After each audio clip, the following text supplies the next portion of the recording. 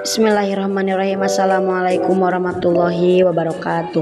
Perkenalkan, nama saya Fahraini Afi Mufidah dari Prodi Sejarah Peradaban Islam dengan nomor induk mahasiswa 5202312232. Di sini saya akan menjelaskan tentang masa kecil Rasulullah Shallallahu Alaihi Wasallam.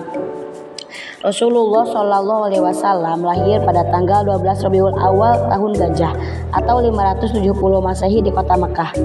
Simak di sini kisah masa kecil Nabi Muhammad Shallallahu Alaihi Wasallam dari masa kelahirannya hingga peristiwa yang dialaminya pada masa itu.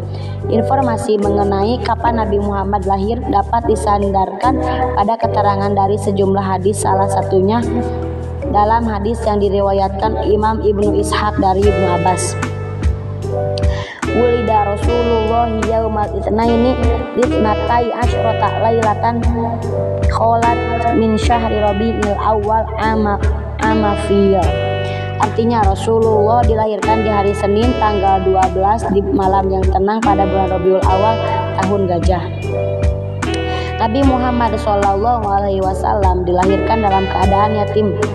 Ayahnya Abdullah meninggal sebelum kelahirannya. Setelah lahir, Nabi Muhammad Shallallahu Alaihi Wasallam diasuh oleh Halimah Sa'diyah seperti yang biasa dilakukan oleh bangsa Arab pada waktu itu.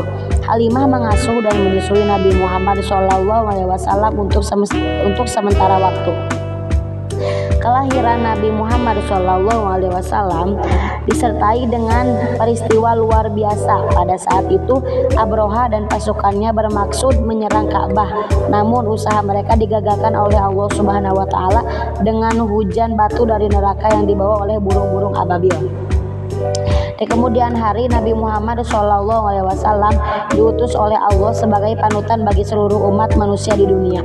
Allah Subhanahu Wa Taala mengutusnya sebagai penutup para nabi dan rasul. Setelahnya tidak ada lagi nabi dan rasul yang diutus oleh Allah Subhanahu Wa Taala. Masa kecil Nabi Muhammad Shallallahu Alaihi Wasallam dihabiskan di perkampungan Bani Sa'ad yang dikenal sebagai daerah yang kering dan gersang. Namun setelah Nabi Muhammad Shallallahu Alaihi Wasallam diasuh oleh Halimah, keadaan perkampungan tersebut berubah menjadi subur. Kambing-kambing menghasilkan banyak susu sehingga penduduk di perkampungan pun berkata, "Gembalakanlah kambing-kambing kalian di ladang milik Halimah Asy-Sa'diyah." Menurut Sirah Nabawiyah oleh Syekh Syafiur Rahman Al-Mubarakpuri, saat itu sebenarnya Nabi Muhammad SAW sudah seharusnya dipulangkan kembali ke keluarganya karena masa menyusui telah berakhir. Hati Nabi Muhammad SAW kemudian dimasukkan ke dalam sebuah bejana emas yang diisi dengan air zam-zam untuk dibersihkan, lalu para malaikat mengembalikannya ke tempat semula.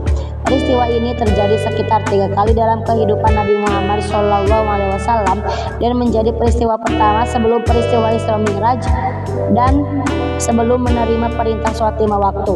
Bekas luka akibat jahitan dapat dilihat oleh Anas radhiyallahu anhu yang menyaksikan kondisi dada Nabi Muhammad SAW. Berdasarkan tulisan dalam buku Al-Qalb, kajian saintis dalam Al-Quran, peristiwa pembersihan hati Nabi Muhammad SAW mengandung makna kelapangan dada yang memungkinkan kemampuan menerima kebenaran, hikmah, kebijaksanaan dan kemampuan untuk memaafkan kesalahan seperti yang tercantum dalam surat Toha ayat 25 dan Az-Zumar ayat 22. Nabi Muhammad SAW saat berusia 5 tahun sudah kembali ke rumahnya. Ia mulai kembali hidup bersama ibunda dan kakeknya. Namun tak lama setelah itu, tepatnya saat Rasulullah SAW berusia 6 tahun, Nabi Muhammad SAW kehilangan sang ibu, Siti Aminah, yang meninggal dunia setelah mereka berdua ziarah ke Mekah Abdullah. Aminah dikabarkan jatuh sakit sebelumnya dan dikubur di sebuah desa bersama Abwa. Alhasil Nabi Muhammad SAW kembali ke Mekah bersama Ummu Aiman, sosok pelayan di keluarganya yang kemudian dianggap sebagai saudara sendiri oleh orang tua Nabi Muhammad SAW. Sepeninggal ibunya, Nabi Muhammad SAW diasuh oleh Abdul Muthalib, kakeknya. Sang kakek dikisahkan memiliki tempat spesial karena Nabi Muhammad SAW menghabiskan masa kecil bersamanya. Demikianlah seorang Nabi Muhammad SAW yang masih berusia 6 tahun sudah harus menjadi seorang anak yatim piatu tanpa kedua orang tuanya. Hal ini membuat Nabi Muhammad dirawat sepenuhnya oleh Abdul Muthalib yang sangat menyayanginya. Nabi Muhammad SAW hidup bahagia dalam asuhan Abdul Muthalib dan Ummu Aiman. Namun seakan kebahagiaan tidak berlangsung lama. 2 tahun kemudian beliau yang masih berusia 8 tahun kehilangan seorang yang istimewa baginya, yaitu sang kakek Abdul Muthalib.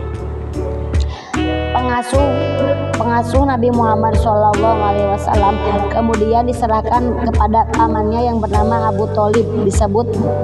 Disebutkan dalam sejumlah sirah bahwa Abdul Muthalib mewasiatkan hal tersebut kepada Abu Thalib, mengingatkan Abdullah dan Abdul Muthalib adalah saudara seibu. Saat bersama pamannya inilah seorang pemuka agama mengenali Nabi Muhammad SAW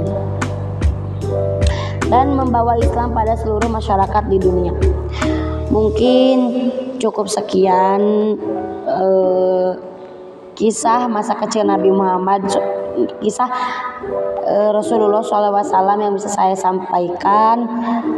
Terima kasih. Wassalamualaikum warahmatullahi wabarakatuh.